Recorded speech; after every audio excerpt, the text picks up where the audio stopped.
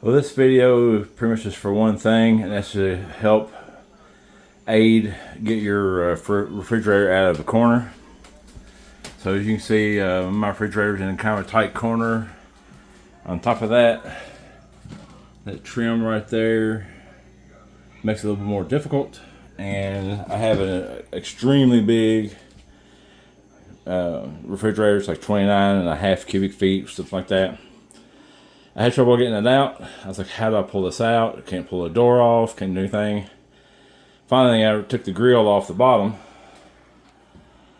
got a strap, hooked it under each corner, and pulled that joker like a dream. See, hooked it under that corner, hooked it under that corner, and pull.